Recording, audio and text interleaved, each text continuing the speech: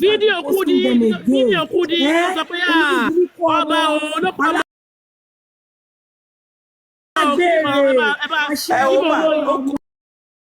Oloboka. Olobowere. Ọmọ Wùmí yóò máa sunkún. Olobowere kíni? Olobowere kíni? Ìgbà tó mọ̀ pé mission accomplished. Exactly. Mission accomplished now. So ibẹ̀ ni ọmọ Ìyábọ̀ Òjó sọ pé don't cry lẹ́yìn bí kí ló ń ṣe lọ́wọ́ sí don't cry. Ẹ̀tọ́ rẹ̀rìn. Lọ́wọ́ ẹ̀kọ́ gbàdà burúkú lórí. Wọ́n tó bá ṣọ́ra gba ìdà nídàkínà ló máa gbà. Orí ẹ̀ wá yọ fọ́ ẹ̀. Dáríjì mi. Òní ta ló gbà nǹkan ta ló fún ẹlẹ́ṣẹ̀ níwájú orí. Orí ẹ̀ wá yọ fọ́ gbogbo yín. Òun ló bá Mohbad fà pẹ̀lú àwọn tó rán wá lọ́jọ́ lálẹ́ ẹjọ́ yẹn olóyè burúkú Wùmí kà. Wùmí olóyè burúkú. Wùmí wù wọ́n ohun àwọn aṣebi àwọn ìkà ló Olobo suicide bomber. Tí Adébánjọ ọmọ Jùmọ̀kẹ́ ayé ẹ̀ máa bàjẹ́. Mi ò lọ́rùn. Babaláwo tó wà lẹ́yìn ẹ̀ ikú pa àìsàn àmọ̀dí ṣe lọ́jọ́. Wùmí. Ọgbà yẹn ló gba ìdá. Bàbá ọmọ ẹ lọ́pọ̀ Olóbo Smelo pussy. Ojú mi ni kẹ́dó. Smelo pussy. Bàtí wù Ọba yẹn ò fi bẹ́ẹ̀ gbé gbájú ojú ẹ̀ ló fine òbú ẹ ti bàjẹ́. Ojú mi ló fine òbú ẹ ti bàjẹ́. mi ti bàjẹ́. Mohbad jẹ́ fi kan olófòfò otúnṣòfòfò Mohbad ó lóun fọ̀rọ̀ lọ ẹ̀ nà. Yẹ ó lọ sọ fún ọba yẹn yìí ó lọ ṣíṣì Mohbad lọ́dọ̀ bàbá kábíyèsí yẹn ni. Mọ̀mí yé ti play kan lọ́jọ́ Sunday. Mọ̀mí yé ti play kí ọjọ́ Sunday. Ẹ má bínú ẹjọ́ mọ̀mí yé ti play kan. She's a devil. Ẹjọ́ mà mọ̀mí yé ti play fídíò Ìyábọ̀ Òjó ní tó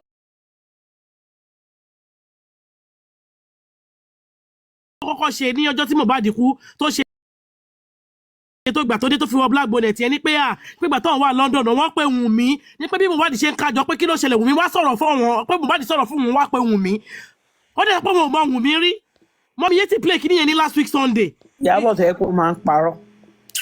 Ní pé ìgbà tí Mohbad máa ń ká gbogbo ní kíní wọ́n bọ́kọ̀ òun sọ̀rọ̀ ọkọ̀ òun wá pé wọ́n wá jọ sọ ọkọ̀ tó sọ fún òun ní pé wá pé Wùmí ní pé báyìí ni.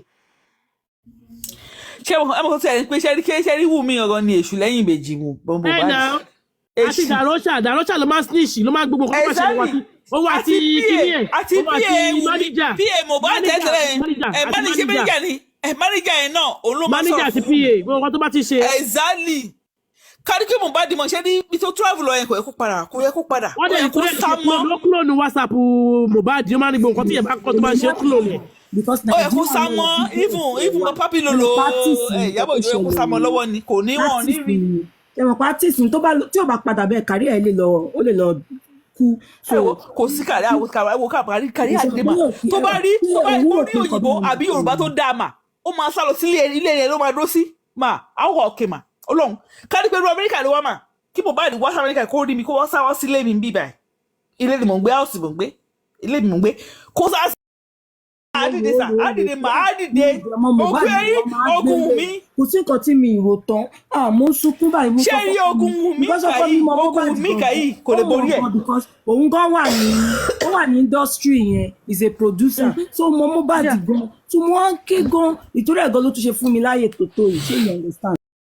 Mo Mohbad dáadáa náà ó ti jọ ṣiṣẹ́ rí so kí ni wọ́n ń bọ́ dá mi gan mo à ń ké mo ní ni Mohbad jẹ́ wá sí Amẹ́ríkà kó wá dúró sílé wa torí Ọlọ́run mo ń ké bí bébì ni mo ń ké bí àgàgàgbà tí mo rí tó tún wá ṣe ọrùn ẹ̀ sínú casket tó lórí ìgbésẹ̀ wọ́n sọ pé ìyẹn ló dùn mí jù mà kí n rí wọ́n ṣe ọrùn bọ́ yẹn tí mo rí ọrùn ẹ lọ́gbẹ́ ẹ̀ mà orí mi tọ́ pọ̀ pé yé. ọkọ ẹ̀ kú arúgbó tó ti darúgbó sẹ̀ kò gbàdúrà kí partner ẹ̀ kó kú arúgbó gan ṣì máa sunkún ọmọ ìyójú ẹ̀. àní ọrùn yẹn ló bí mi níjú mà ọrùn yẹn ló kí n fárígá pé báwo máa tẹ ọrùn èèyàn sínú casket tí casket wọ́n gbòòrò ni ó scarce ni tí wọ́n ríra ó bá dò ó mà mo sì pàdé ọ̀ ní airport Chicago rí alọ́gbéyàn ní Chicago airport mi ò wọ́n rí ohun àtẹ̀tójọ wọlé ń gbà yẹn wọ́n jọ ṣe arẹ́njí ni woman yẹn ló jẹ lọ́sì ó yẹ yín ó ṣàgbé ọ̀yẹ́ mọ nǹkan tó máa ń ṣe yẹn ṣá wọ́n á kíw ẹni ọ̀fẹ́ tẹ̀lé para sí state tí mo bọ̀ yìí Indiana ó fẹ́ lọ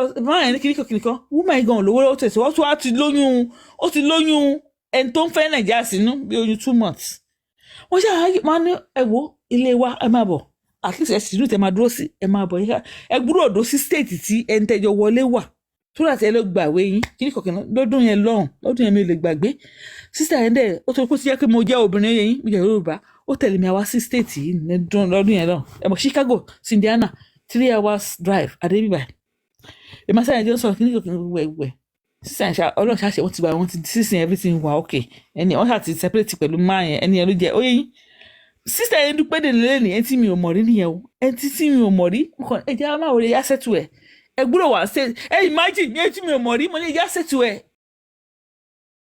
Nàìjíríà ẹ gbúdọ̀ wà ní the same state so that ìwé tẹ́ máa gbà ní the same state kíníkan ẹ má wọlé máa bọ̀ lọ́dọ̀ wa àti ìtúsí lóyún sí númà ẹ tí mi ò mọ̀ rí ọ̀rọ̀ ló ti bí mọ́mà ní ilé tí mò ń gbé ó ti bímọ ṣé rí dáadáa máa ń tẹ̀lé ènìyàn ni olórí burúkú wù mí ò lè ráàánú gbà Mohbad fìfẹ́ tọ́ ẹ ó ṣiṣẹ́ àkọ́kọ́ ló wà bẹ́ẹ̀. kò tún gbọ́ pa mọ́ yàtọ̀ sọ́mọwọ́ ẹ̀yẹ kò tún gbọ́ pa kò gbọ́ pọ́ mọ́. ọwọ́ gbé Liam káàkiri ó ń protect Liam later you have protected Mohbad ìwé ti ayérayé you will have all wet. ọwọ́ ń gbé wọn wá kiri olórí burúkú wù mí ò lè ráàánú gbà ẹ sì mi ò mọ̀ mo ṣàánú fún olórí burúkú wù mí ẹ tó mọ̀ olóòmọ̀ ayé ẹ bàjẹ́ wù mí kò sí òkú tó lè máa ṣiṣẹ́ mo sọ fún ẹsẹ́ àwa gan jù ẹ àjù ẹ lọ sórí omi wọ́n ń gbọ́ omi orí yèyé o tó bá sì fẹ́ ní kọ́ àwọn ọmọ omi wọ́n máa ń ṣe dáadáa ní ayé ni tó bá ṣe dáadáa fún ènìyàn tí ènìyàn bá fi ibi padà fún ibi gan ọlọ́run ibi ó mọ nǹkan tó máa ṣe fún níbi èmi ò ní gbàdúrà fún ẹni tó bá ṣe bí yá ọlọ́run mọ nǹkan tó máa ṣe fún olúkàlùkù just do your good because your good will follow you forever ọlọ́run burúkú wù mí lọ try mi ayé àbàjẹ́ ogun ara bá tiẹ̀ jẹ́ sórí mú bí tí wọ́n bá di lie down sí yẹn ṣẹ́tọ̀ wọn tí gbàdà sí yẹn wù mí ò lè ní sinmi ìsinmi ayé ò lè jẹ́ tiẹ̀ ọmọ tó gbé dání yẹn gan tó má sí Mohbad tán ọmọ yẹn gan ò lè lánàá Ọlọ́run gbà torí o ti ṣẹ̀ sófin ìfẹ́ ó ṣẹ̀ sí òfin ìfẹ́ somebody loved you and I mean I don't betray people even my friend tí má rí pé ìwà ẹ̀ ò bára má ti pàdé ẹ̀ bá pé ìwà ẹ̀ ò ṣe tèmi I will just leave you but so mo sì nífẹ̀ẹ́ mo ní pé you are good for me kí ni wọ́n bára mu I will be with you but tó ti ṣe ráráda Ọlọ́run ráráda èmi ò ṣe ráráda I'm a very straightforward person 100% pure I'm a very pure person kò sí òtẹ́lẹ̀ kan lè ṣe fún mi owó ìjọba ló wọ́ tí n bá ní $1 ní àkáǹtì mi mo mọ̀ pé God will do it tomorrow I'll be fine that is my life olóburúkú mi ayé ò ní dáa ó ṣẹ̀ sí òfin ìfẹ́ Mohbad ó dúró sí tọkàntọkàn ó nífẹ̀ẹ́ olórí burúkú olóbo pọ́blíkì olóbo yamiyami fámílì ìkà ìyá ẹ wùmí sísí ọmọ Adébánjọ ọmọ Jùmọ̀kẹ́ gan ní nísìnyí tá fi kú ikú máa pa gbóyìn ni owó òṣìṣẹ́ ìgbà yẹn ẹ̀ ń ná tán lórí kéèsì yìí ẹ̀ ń ná tó tán ẹ̀ ráre wọ́n máa tọrọ owó fún ẹni olórí burúkú ọmọ tó bí lókàn àánú ọmọ ẹ̀ ṣe mí torí pé ó gba òbò ìkà jáde owó ìkà aṣana wèrè Mohbad wọn máa ro 1 ó ti think 5 ahead of Mohbad imagine ká ló jẹ́ èèyàn tó dá sí Mohbad ni ògo yẹn á tàn láíláí ni olóyè burúkú ológo àwọn ọba olóko ńláńlá àwọn ọba olóko ńláńlá oko bàǹtì ó bọ̀ ọmọ 20 years old.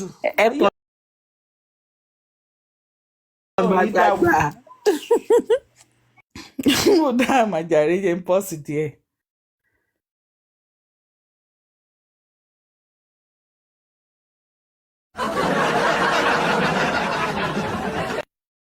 I see you are the one that bring this energy tonight too. Energy alẹ́ yìí ó ga gan o. Ẹni o spicy representative àwọn ọmọ líle nìyẹn o. Àbí o. Ọmọ líle nìyẹn spicy. Ọmọ oró ńlá. Àdọ́pá. Àwọn bàrè ṣọ́ǹtà. Ọba òṣì. Ọba ní kọ̀pù. Ó ga. Eléyìí ò lè lóko ńlá. Ọba ilé àlóko. Ẹ orí láìsí. Ẹ rí statue ẹ̀ ní kò lè lóko. Ọba ní ṣọmọ olórùn yẹn. Ọba tí kò bọ ọgbọ ọgbọ. Àwọn ọgbọ òǹṣolórùn. Ó wá dọmọ. Ọba eléyìí òǹṣolórùn báyìí. Spicy no call Nigeria again o. Níbo kí la ṣe. kí àwọn ló ọba máa tó ṣe mú ikú ló máa pa tí bá wá nàìjíríà ikú ló àbí máa omi pa ṣe ẹ́. wá sí nàìjíríà àwọn ọba kò ṣebí mọ́ pọ̀ yẹn ṣebí àwọn yẹn tí ọba wọ́n kò bá mọ mọ́ spicy pọ̀ jù ṣé ẹjọ́ spicy bí yóò ó lórúkọ ẹ̀ ní àwọn òbí ló fẹ́ gbé wọ nàìjíríà. lẹ́nu pẹ́sìgì sí kí ló wà ikú ló máa fi ọgbọ́n wọn láàánú lẹ́yọ̀kọ̀ọ̀kan. ẹ̀kẹ́ tí ó àdẹ́ títí nàìjíríà òṣèwọ̀n lórúkú Amẹ́ríkà kìíní ẹ̀bà Amẹ́ríkà lọ́ba yìí wà tẹ́lẹ̀. Àti amẹ́ríkà tó sọ fún mọ́mí yẹn ti pa amẹ́ríkà wọ́n sọ tó bẹ́ẹ̀, wọ́n sọ bẹ́ẹ̀. fraud lọ́ fi dá padà sílé. àwọn ọba ṣe ó yẹ kí wọ́n ti gbà mú kó ti wà lẹ́wọ̀n wáyé tó ṣe pé amẹ́ríkà ò ti gbà mú kó wà lẹ́wọ̀n. ọba yóò ní clean record amẹ́ríkà yìí. èyí ó yẹ kó ti wà lẹ́wọ̀n. Tinubu yín gan òní Tẹ̀mẹ̀ lọ́wọ́ ni náà. Tinubu yín lẹ́sìn fraud náà ní cocaine Tinubu ṣe. pépà àti wọná ó ti lana. ọba ẹlẹ́gùsì ayé ẹ̀dá pàù. pàù gidi gan ni ọba òṣì. ọba yìí náà wà ọba tí ò lè kí ìgbà bá tẹ̀ òbò. béèrè lọ́wọ́ ọmọ yẹn pé ọkọ ẹ̀ ń kọ́ ẹ mọ̀ pé lọ́kọ̀ ẹ mọ́kọ ẹ o ọmọ ó wá parọ́ fún yín pé òun àtọkọ òun àwọn òjò gbé nínú ilé kankan náà ẹ̀rẹ̀ ṣì tó kó yín bọ̀ nídìí wọ́n ẹ̀ bá ní ti tìjú mọ sá ọba tó ní dignity ọba tí ò ní dignity. ẹ̀ ní tìjú o ojú yín lẹ̀ gbá mi tì like ojú títí gan ló ń tì mí o ẹjọ́ nítorí ẹ̀ ní náà tìjú. ẹjọ́ wúmà tó fẹ́ láti ẹ̀ lé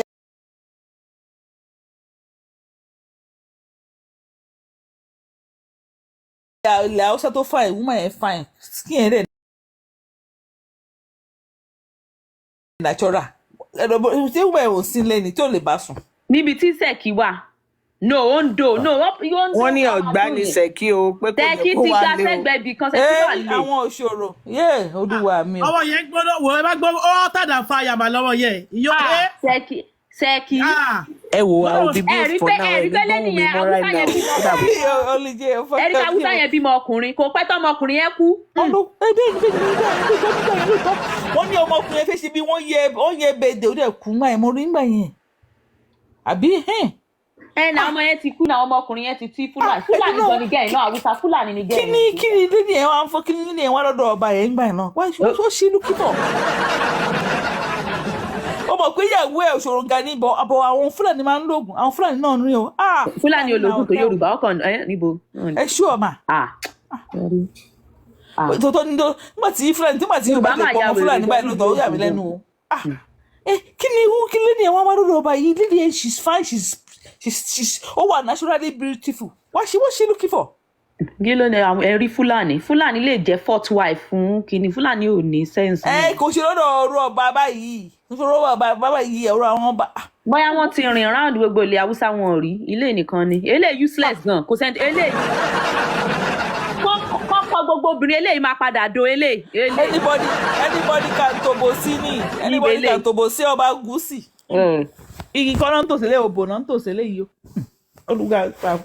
olúwa gba ọpẹ́ wa ṣàánú fún wúmà yẹn o wúmà sábì kiri fúlàní yẹn wo fúlàní wúmà find your way o ayé àdá ṣẹlẹ̀ ní wúmà tó dúró gbọ́n yìí tó ní pé ẹni obìnrin ò lè dé padà débẹ̀ yìí tó rọ́ọ̀bá máa ń fẹ́yàwó tó pọ̀ yá tó ló dúró gbọ́n tó ní kíníkan yìí ọlọ́run àgbàgbà lọ́wọ́ ẹ̀ agbára tó gbé dání ọlọ́run abomi pa bó ṣe máa rí nìyẹn ọlọ́run dáríjì mi omi ò ní kékeré mi gba àbíjókòó ìyá gúúsì o ṣùgbọ́n wọ́n máa ṣe kà ìyá gúúsì má pọ̀ ọmọ ọlọ́mọ tó máa bímọ fọ́kọ ẹ jẹ́ kán bímọ wọn that is it gúúsì máa like ẹ he will like you ọkùnrin tó máa like yẹn will like yẹn ẹ̀rí kan jọra ní ẹ̀rí lùkù kan náà ni wọ́n jọra. Seriously. àṣepọ̀ tó ìlọ online ló ṣàn sẹ́n àdó máa náwó ẹ̀ tán fún wa Elégùṣì online yìí a máa parí owó èkó yẹn fún ẹ. nǹkan tó bá yẹn náà rò nìyẹn wọ́n rò wọ́n fẹ́ kí bàbá ná owó GoFundMe tán kí ọ̀yàn má dé fún bàbá mọ́ láti help bàbá nǹkan tó rò nìyẹn ọ̀pọ̀ Ọlọ́run wà lẹ́yìn bàbá yẹn nǹkan tó ń ṣe gangan nìyẹn ṣùgbọ́n Ọlọ́run padà lẹ́yìn Gúúsì ṣáárí ọba yìí. ẹni sùn ṣe Yẹyẹ Kúdí ń play yẹn ni. yes ibi tó ti sọ̀rọ̀ ẹ mọ̀ gbà tí ó sọ pé àwọn spending sọ̀rọ̀ fóun yìí ni pé àwọn wà lórí court tó sọ pé àwọn ní evidence ẹ̀ tó wọn àti lórí burúkú. ẹ bá wa o kẹ bá fi ojú Kúdí sí àti èdè ẹ bá wa. ó ní mo ń wà tó bá lè gbé jáde because ó sọ bẹ́ẹ̀ ó dẹ̀ tí wọ́n ń parọ́ létà but lẹ́sìn ó bẹ̀ kó wá play recording kan tí tí òun spend it yọ̀ ń bẹ̀ so tàbí pé ó ní evidence wèrè kọ̀ release ẹ̀. No, kò ní evidence ọ̀rọ̀ yẹn ò bára mu mo máa ń tẹ̀ sọ ọ̀rọ̀ tó kò bára mu mọ́ bí kinní irọ́ ló ń pa. máa ṣe before Kudi before and after Kudi kàṣíwò ìgboro before and after ẹ̀ ní tó ti sọ̀rọ̀ pọ̀ bá pààyàn àti tó ti náwó sọ bẹ́ẹ̀ mọ̀ ẹ bá kàkà sí ìgboro. Mọ́mí mo pọ̀ tí ẹ̀ ṣeré rárá ẹ̀ náà. Ok ẹ máa va not ego máa wà èmi máa wà kàn. ọ̀la báyìí kí Jímọ̀ báyìí ká máa gbádùn Jímọ̀ lọ́tún lọ́sì ni kọ́kọ́ gbogbo lọ́tún lọ́sì báyìí ká máa. Kí mo ra kí mo ti máa tí ti wà ń ta ọ̀rẹ́ tí kẹ́ máa kó wìtí. Bàbá ọmọ orí èèyàn tó jẹ́ olórí burúkú. Wi-Fi ṣe wà á tàbí ẹ̀ ṣe kọ́ ọ̀dẹ́ tì í. Wi-Fi jẹ́ fún tẹ́nibọ̀dì bá tẹ̀ fẹ́ tẹ́nibọ̀dì bá fẹ́ destroy èèyàn ṣó yẹ kó jẹ́ irú òun. ẹ bá pe wọn bá tí mọ̀ Wi-Fi J4M ẹ bá J4M ẹ bá.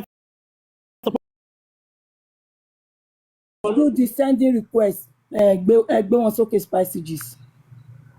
Wi-Fi J4M ẹ máa tún kí ni ẹ lọ edit ẹ máa fi Wi-Fi J4M síbẹ̀ o. Wi-Fi ní lóòótọ́ olóṣì. Ìyá onímọ̀rúwá ọlọ́run máa wà kú onírànú gbà ọ̀dẹ̀ tó báyìí kó ṣe é ní márúwá ẹ̀ ní aráyàn òdìdá fẹ́lá mọ́ sábúrò ọ̀dùn ìyọ̀rọ̀. àṣàfẹ́ gbọ́ pé justice ti kọ́ mi sí gbèsè owó ọ̀rọ̀ iṣẹ́ o. àfẹ́ gbọ́ mo ti lọ gbèsè o.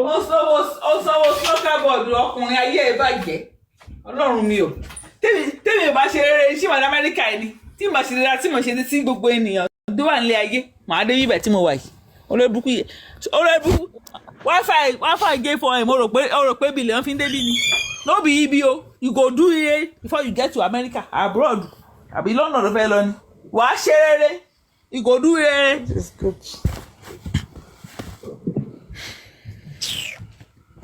ọmọ olóòbùrú ọmọ ìka ọmọ Mohbad wà mẹ́ẹ̀kọ́ òun sùn sí kìnnì. ẹ̀rọba kọ́ba ọba kọ́ba. Ó jọba bẹ́ẹ̀ ọba bíi. Ó jọ bàbá ó ní sí my daddy's car.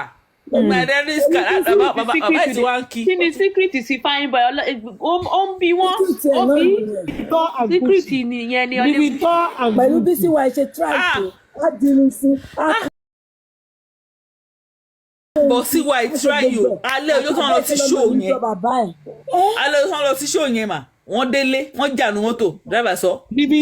ó wọlé ó lọ máa lọ ó ní she's gonna you don't worry you go and cry inside ọmọ yẹn dẹ̀ cry inside ó dẹ̀ kú síbẹ̀ olórí burúkú Wùmí ó dẹ̀ pa síbẹ̀ Wùmí ó ṣe ìkà tó ṣe láyé yìí Wùmí ọmọ ẹ ò ní kọ́kọ́ jẹ́ àwọn ọmọ ẹ sì máa jẹ́ ṣùgbọ́n Wùmí Cynthia Adébájọ ó Wùmí o wù wọ́n ṣùgbọ́n mo gbọ́dọ̀ pé Wùmí yẹn Wùmí Cynthia Adébájọ ọmọ Jùmọ̀kẹ́ torí crying tó sọ pé you go and cry inside yẹn Wùmí wà á cry ayérayé ò ní gbọ́ ikún ẹ̀ wà á rí ààrẹ kò sí omi tó lè fi wẹ̀ kò sábò tó lè fi wẹ̀ kò sí ilẹ̀ tó lè fi tẹ̀ àfi tó bá yẹ pé o jí láyé òfomi kẹrin òfomi wẹ̀ láyé tó máa fi kú nìkan ṣùgbọ́n tó bá ti fi omi kan tó fi fomi wẹ̀ omi tó níwọ̀n ní ọmọ mi ní ẹ omi akọjú ìjà sí ẹ ọmọ mi ò ṣèkà ọmọ mi wèrè wo ọmọ mi ò ṣèkà Wùmí wà omi akọjú ìjà sí ẹ àṣàṣì apá ẹ wà á kú kòjì wọ́n ò tẹ̀ ní kòjì wà á ráre wà á bẹ̀bẹ̀ káàkiri wọn ni kò lọ ṣe orò gan ò ní gbé orò tí Yọ̀mí ní kò máa gbé wà á gbé kò ní jẹ́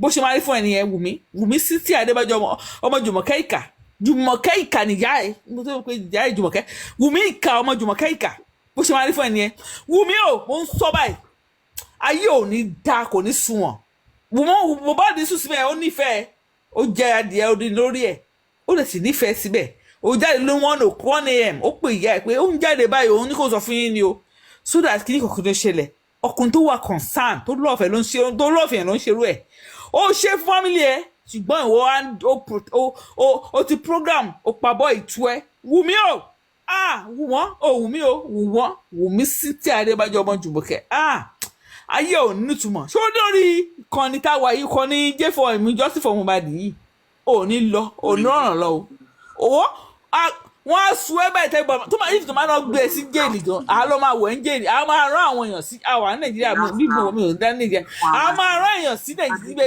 bísí yẹn nìkan ló máa ṣọ́ ẹ ìṣẹ́jú tó bá lẹ̀ tó máa débẹ̀ tó bá ju 10 minutes kó tó mi jáde ń bẹ̀ lábẹ́sì wọ́n ti gbé e sínú sí kò self content tó wà ní. Ṣé ti rí fídíò yẹn ni? Press love like you have to keep pressing on the love button when flagging is ongoing like that. Ṣé ti rí ni? Flagging. Mo ti rí. Just keep Okay, ẹ jẹ́ kí mute.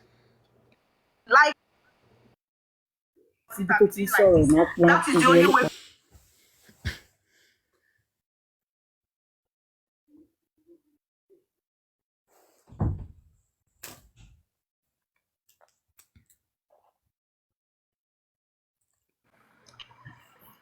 Before that day, I think some of us are aware of that day. He received a call from his friend Mohbad asking him to come over. That day, he went and got there on a Saturday. And that his younger brother, he mentioned the name of the guy. I've forgotten now. He said his younger brother's birthday was supposed to be the next day. And he intended he will go back. Or better still, in the morning on Sunday, he will return back home to Ikorodu. But Mohbad said, no, he's sorry. He didn't inform him about his show at Ikorodu, that his friend should stay over at Ikorodu, so that is what's his name? Mohbad said he Kiloruko boy Prime Boy should stay over at Ayuba. Thank you. That's the name. I remember when he said it. I remember the musician. It's true. It's Ayuba he mentioned. That's the name he mentioned. You are not lying. Thank you. He said his friend then said to him that okay, he should stay over. That he's sorry that he didn't inform Prime Boy about that concert. So, and he would love him to go with him for that concert. He said everybody knows how close that is. ẹ ṣe bùkínì o torí Kúdí lè lọ yọ kúrò Kúdí máa ṣọ́ kí ni mo wọ́n tó bá ti yọ́ ló máa wá o kò ní fẹ́ kọ́ máa rìpọ́ọ̀tì ẹ̀. Ó ti yọ káàkiri mo wá gbọ́. ẹ ṣe ìbẹ̀wò. Yà máa ṣe mo kọ̀ rí lọ́dọ̀ ẹnìkan sí i. ẹ ṣe ìbẹ̀wò tó ló máa lọ sáyé lọ yọ. Ó ti yọ lórí péjì. Mo lè má ṣe ìgbà tí Dr. Tiglam náà bóyá lọ yọ kí nílé tó parọ́ tó láì bóyá parọ́ mọ́ Dr. Tiglam tí yẹn sún ẹ̀yẹ́ tó lọ ká mọ́ dọ́blì ìwé lẹ́gbẹ̀ẹ́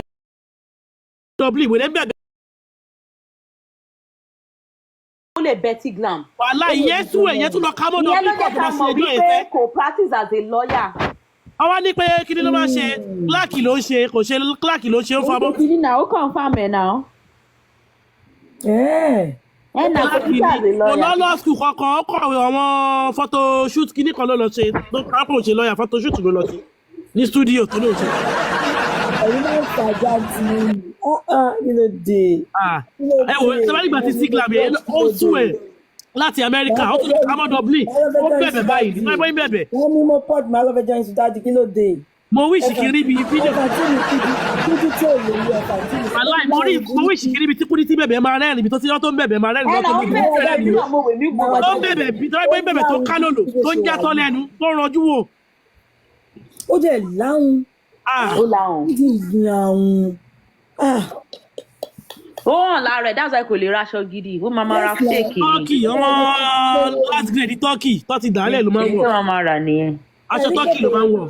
Ẹ rí pé kò advertise GoFundMe yẹn ó wá bẹ̀rẹ̀ sí ní máa attack ẹ̀ ní ìsìn. Lọ́mọbìnrin burúkú yìí. mo rántí ìgbà tó kọ́ bẹ̀rẹ̀ justice tó bá ti lọ́yọ̀ lọ sí sequence wà ní kọ́ wọ yèyé Kúdí courtroom tó polo. Àná tí wàá yà sí polo yẹn. polo ọjọ́ ráìsì ọjọ́ protest ló parí ẹ̀ wọ́n gbé ráìsì ẹgbẹ́ tó bá sọ ní kọ̀ọ̀kan ráìsì gbogbo wèrè àṣẹ kọ́lọ́rì ráìsì ló gbé.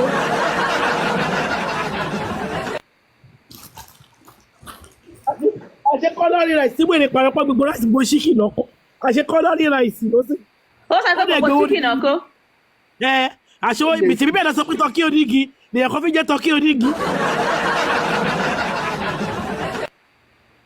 ẹ wo ojú ti rí justice oríṣiríṣi òsínwí yapa justice òsínwí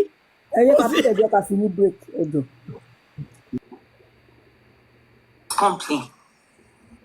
And everybody knows that. They are too close. He then said, Ayuba's birthday, Ayuba will be upset because he has plans. You understand? I have to be there. He then said, don't worry. He will do the party for Ayuba. What you will tell Ayuba, they are flagging. Why are they going to flag? Don't flag me, oh. Are they flagging? Thank you. Sister Max. But he said they got to the... That was all they discussed. He doesn't know how and what happened. Maybe message, maybe whatever on Sunday on their way to Ikorodu. Mohbad and the wife, they were having arguments. He doesn't know too much, but he was hearing Canada, something like that. He was hearing Canada, you know, and he will hear Mohbad upset. They were arguing in the car, but they were arguing codedly.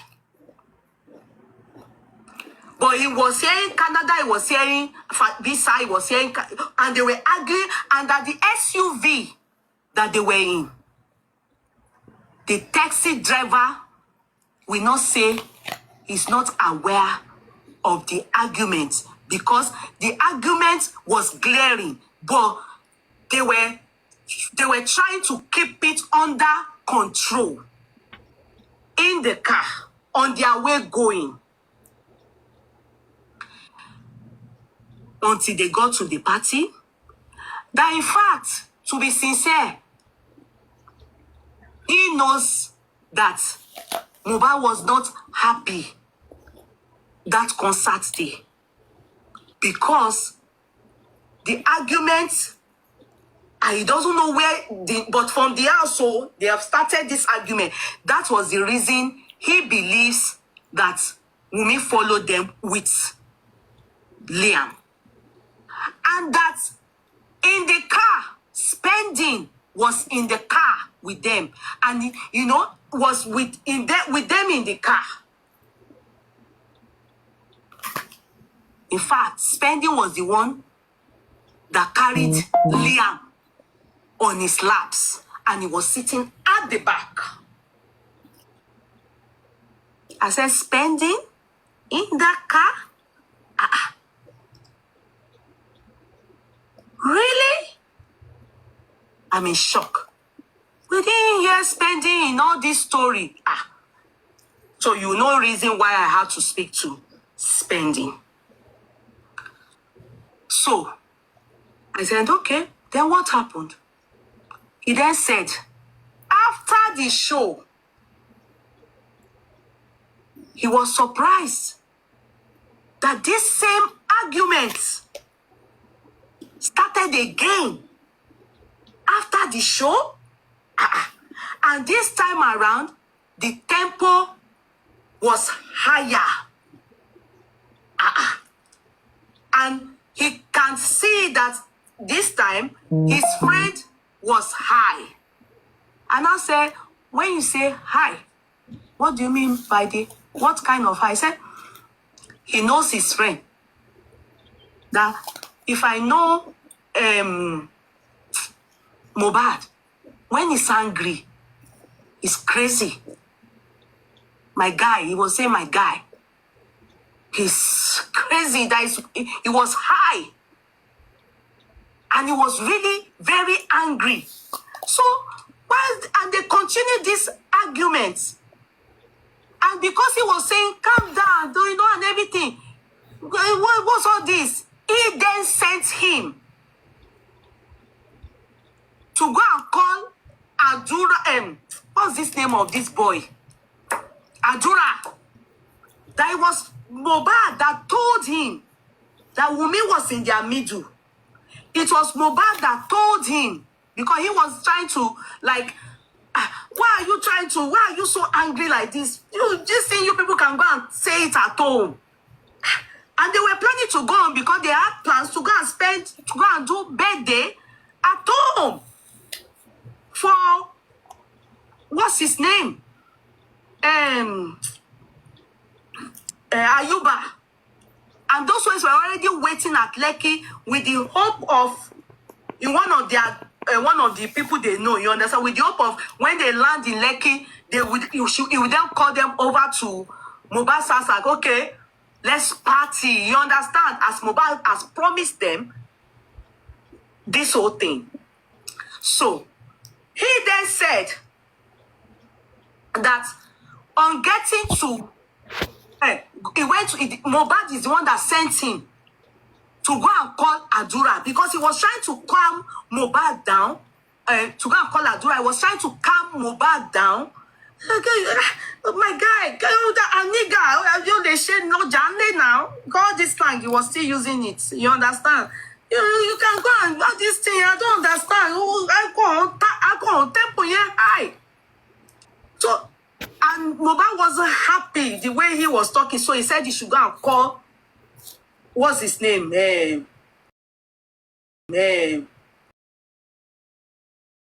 Adura was in the car behind them. He then went behind them. He then went. Adura snubbed. What's his name? What's his name? Root to own. That's what he said. He said, Adura, rude, don't stop, stop, why are you calling me? Or no, you people leave me or something like that. As in, what's my business? You as in, your brother said, come. We was there. You are bullshitting him. That maybe Adura too was high, you know. So he went back and was telling Mohbad that I don't like how Adura does so. But as he was explaining to Mohbad, Adura suddenly turned up. But Mohbad being still not wanting to even out because he wasn't taking side with Mohbad for being high and acting irrational. Maybe you expected that he would now talk to Adura and Adura can handle things. But because he was already reporting Adura to Mohbad, Mohbad don't say Adura should go. Malo, go. Go. He then continued his fight with his anger with the wife. Then was when he started hearing more. That's how we told it. Because Oropo, he said, he told me, he said some things, not only me. I'm not the only one that heard it. So it's not like it's only me. But I just want to say I was on the phone. So then, he then told Mohbad, guy, I want people, like the driver is a stranger. All these people, no, my guy, no. I be nigga, you understand? That upsets. Meanwhile, Liam was in the car. Yes. Unspendy slap at the back. Yeah, my neck. Skin do. Mohbad then came down from the car. Because of what he was saying, he is playing it down and playing it down. Like, you don't talk. You understand? You are high, man. You know, you can you know, people are here. He said as he came down, security, he was shouting. So security was there. They should call the security. Driver that drove the SUV was in this car. Spending was there. Mumi was there. He then turned. He came to meet him.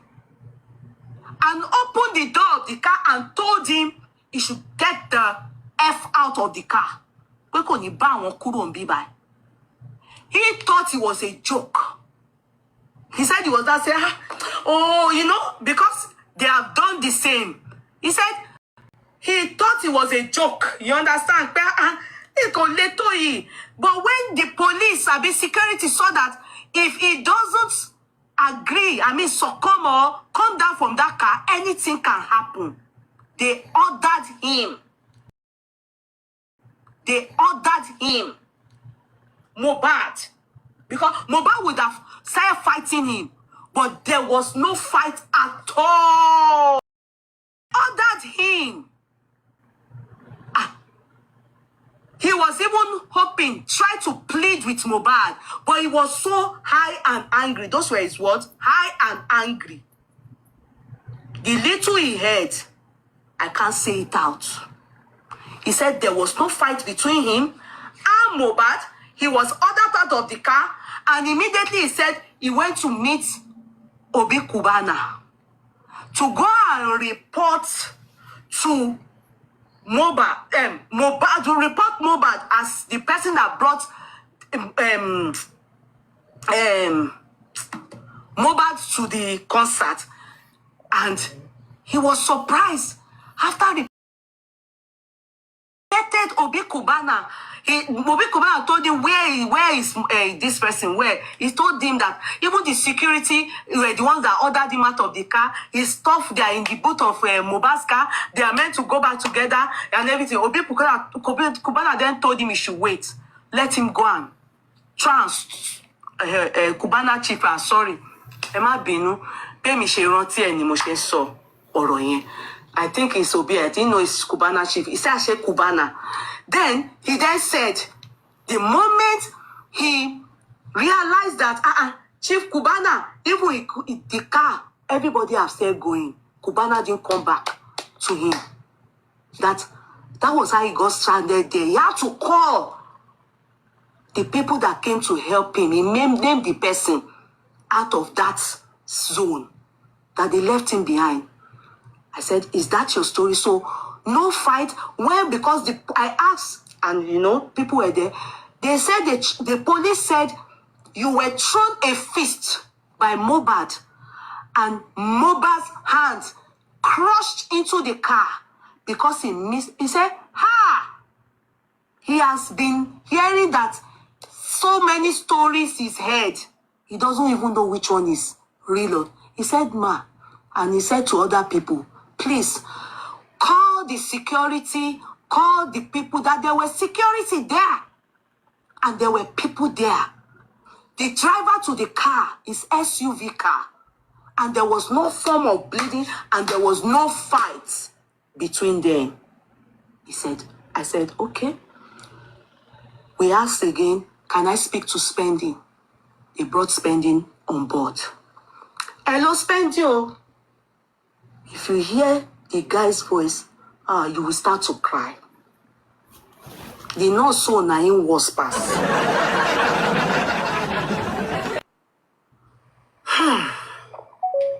Mind you, remember I heard something, no?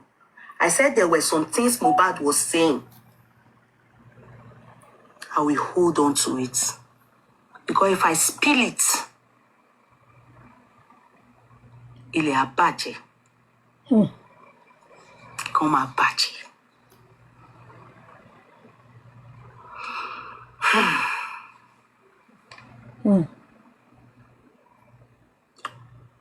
That was how he connected. Because they said that one is another cell. Yes, Karamo. We need storyteller. We need test by more Spending. A young man. Spending. Where were you the day this incident happened? He said he was in the car, the back seat. He was the one that carried Liam. I said, so everything was right in your front? He said, yes. I said, can you narrate your own story? I asked a question. Was there a fight between Mohbad and Prime Boy? He said, no. Nothing like that. that Prime Boy was walked out of the car. In fact, the security, they joined Mohbad to tell him, go, at least. They were calming Mohbad down. I said, what happened that caused the fight? And he said, because Mohbad wasn't getting support from Prime Boy when he was having issue with his wife. So Mohbad was cross with Prime Boy, as in, you be my person, and they talk all these things, and you talk all these things, and you handle Mohbad. If not, if he too says anything, they will tell him, he will tell him to get out of the car. Because they say when Mohbad is angry, it's like a wild lion. They said this anger is not for. I said, tell me what happened. He said, after Prime Boy was told to leave,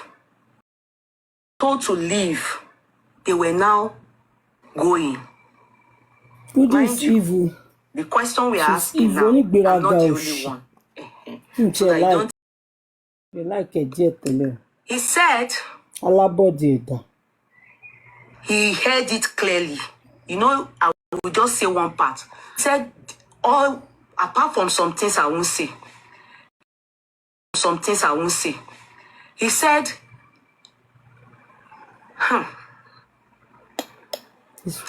I won't say all. Torí kò dáa.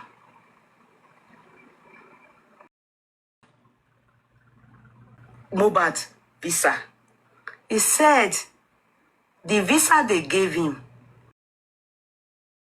includes Liam. I said, are you sure? He said he didn't understand, but it was about visa. And that after Prime Boy left they told him to go. Mohbad came back to the car. And he and Wunmi started fighting. He said the driver knows about it. He said the car that broke before away. He said Mohbad was wearing a ring. A big ring. Baba, take your that son Mohbad and wake used Mohbad his off. feet Yes, so to I wish crack that the can window. happen. That by then Mohbad Prime Boy was no more. Thank He you, has gone. Jare They Grace. walked him away. He was saying fuck. He said he was mentioning fuck to Wunmi. Then he put his hand, this hand, he used it to hit the side he was sitting, the back. You know the small window SUV, not the main two window. You know that small window at the back. He said that man's car, they should call the driver. The car cracked. He used his feet and the car. And all what he was saying, he said them to us. Everything Mohbad was saying. Everything Mohbad was saying. Everything Mohbad was saying. That, why? That the driver was saying, that even when they tried to stop them, but he was holding Liam. The driver was the one talking, and Wunmi and Mohbad were fighting. He said fighting. They were exactly what the driver in the said. car. He said that as they were fighting, they got to Ebute bridge. Mohbad then said,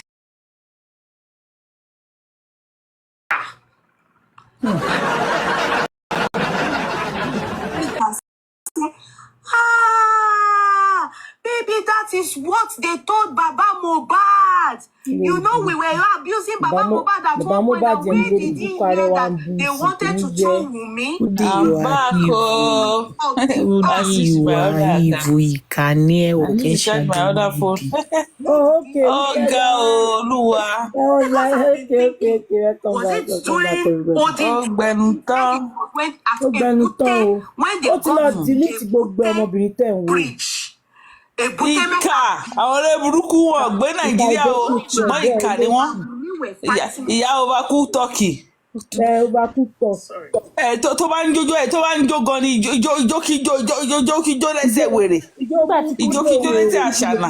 ẹ jẹ́ n pause ẹ̀kẹ́ sọ̀rọ̀ díẹ̀ guys you can talk bínú mà tó bá ń jó báyìí tí ọ̀rẹ́ burúkú ìyá Kúdì bá ń jó báyìí máa wò pé jókíjó lẹ́sẹ̀ wèrè báyìí. ẹ jẹ́ ọ̀nà spicy gist ẹ jọba wa gbé jo Kúdì sí. ògbọ́lù ó máa ṣe òun náà. wọ́n máa jójó ijó ráàsì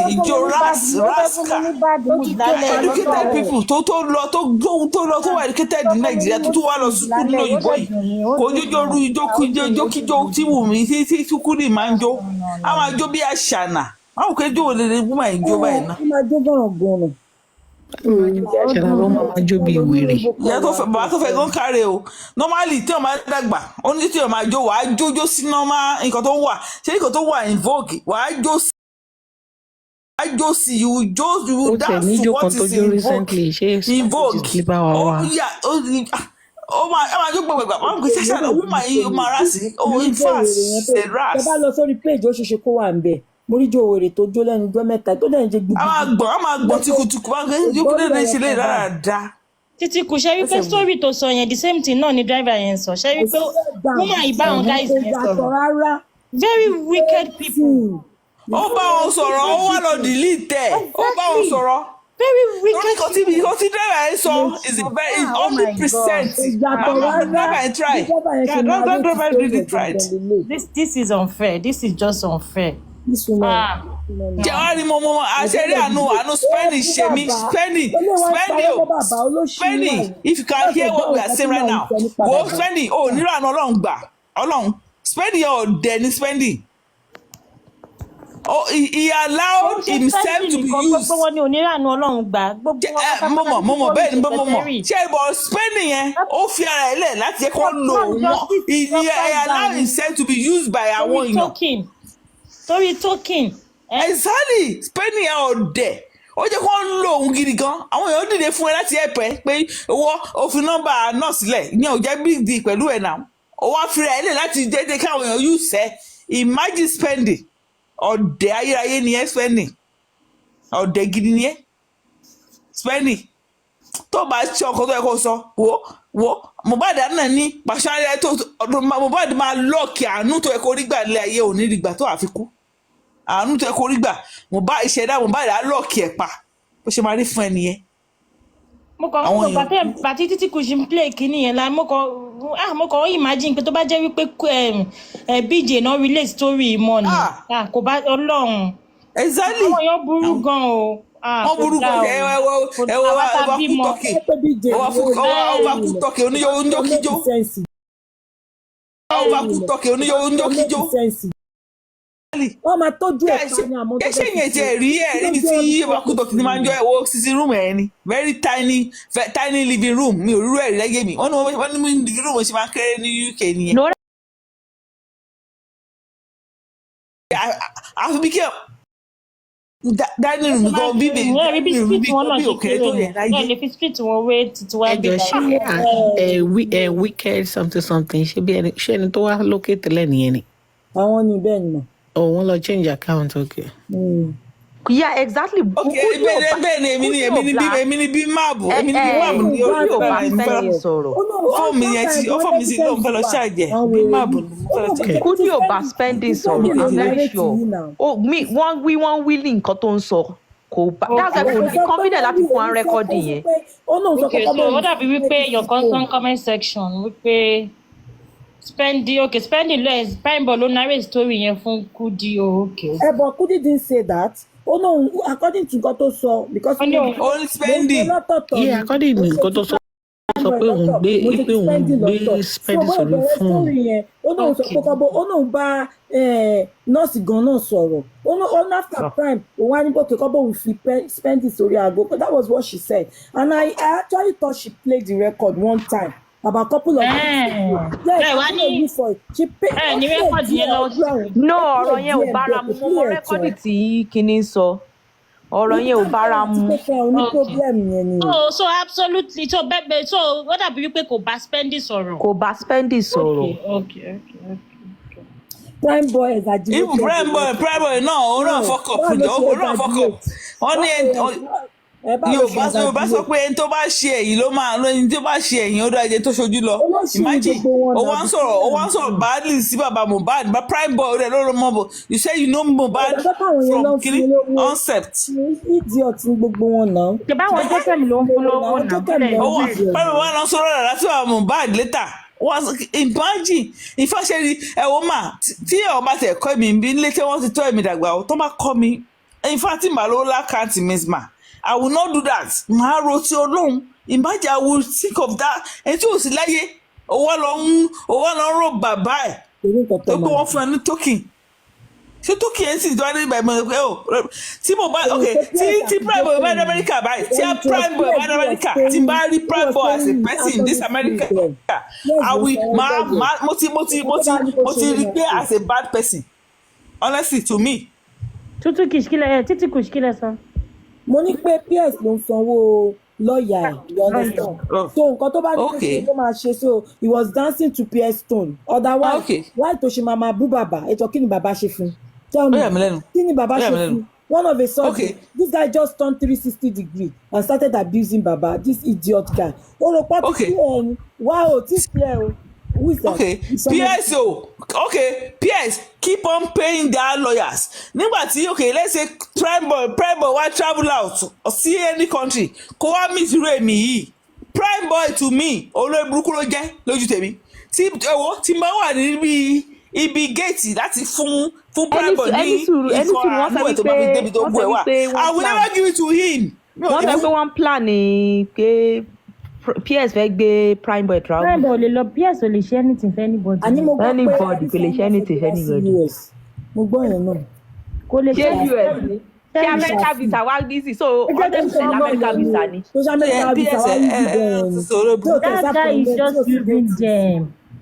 Àwọn ọmọ tó máa ń wọ bend and select kákàkiri orí TikTok yẹn kí ló kọ àwọn ọmọ ẹlẹ́nu àwọn ọmọ ẹlẹ́nu.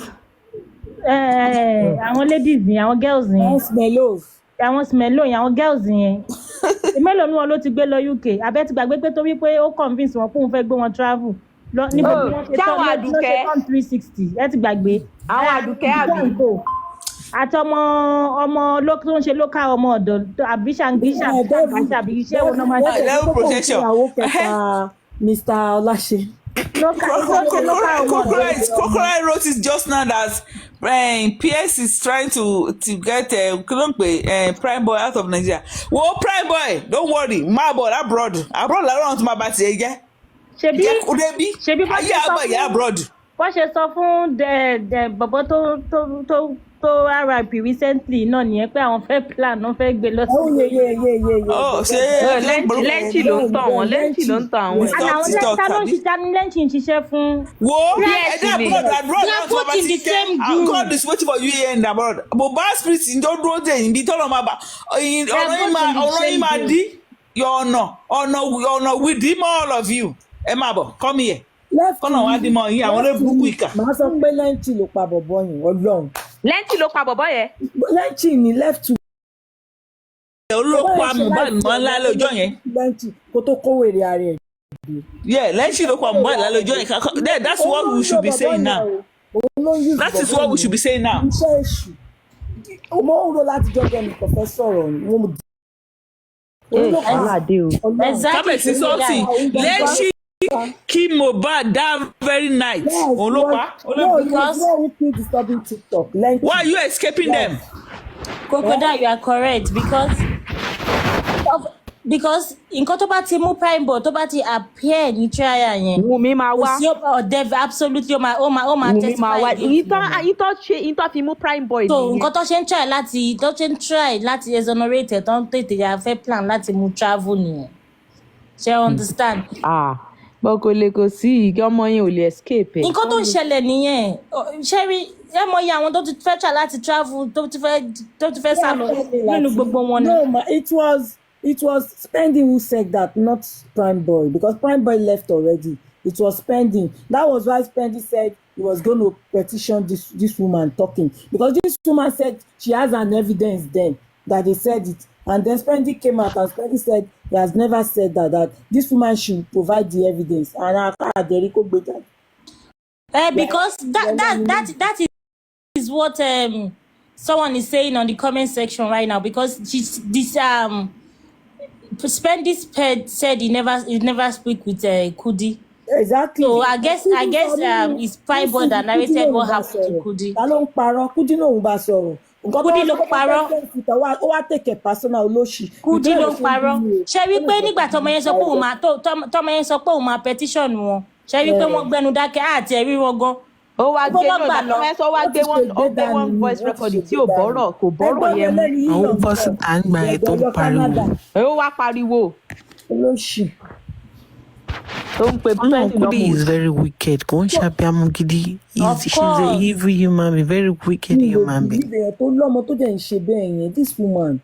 Ó wá bẹ́ẹ̀ fún. Tẹ́bẹ́ ti gbé ikú bàbá Ọlọ́run. And you fẹ́ throw up, I swear down. Bí o ṣe mọ̀ nǹkan tó ń sọ èèyàn tó wà educated ò gbọ́dọ̀ máa rawọ́ àwọn àràbù rere bẹ́ẹ̀. Àwọn Ṣé wọ́n sọ fún yín pé lè Kudi wà educated ni? Léèyàn ká lọ́ọ̀yà ẹ̀ sọ pé wà educated níbo? Kudi wo ló wà educated? Please don't kill me this night now. Please, I'm going to in the name of God. No lawyer, of course. Lawyer, Kudi ká lọ́ọ̀yà. She didn't go to law school. Ṣe Kudi dancing, crazy dancing. Kudi that dance like a gwere, that dance like a crazy person. Spicy G said about why ijó tí Kudi ṣe jù recently ó wọ white kẹ́ bá wa play. Kudi will be dancing and be shaking like a dummy. Mi ò rí ẹ̀rí láyé mi. Ijó ṣé ká máa kásáré play ẹ̀rọ tó ní mo fẹ́. Mi ò sí ẹ lè play ẹ̀. Mi ò sí pẹ̀lú second phone mi. No, mi fẹ́ gbélé yìí kúrò, mo fẹ́ record sí ìtàn ẹjọ́. Ó máa ti jó later. Okay. Ẹ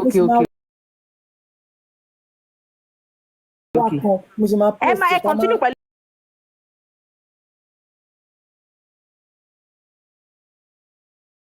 Recording yẹn now. Mo fẹ́ ṣe.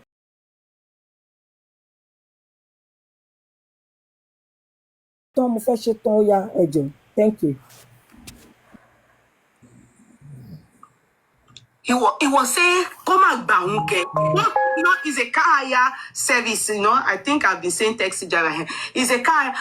So he said the man was saying, "Emma Bami." What kind of Emma Koba? What's that you want to throw?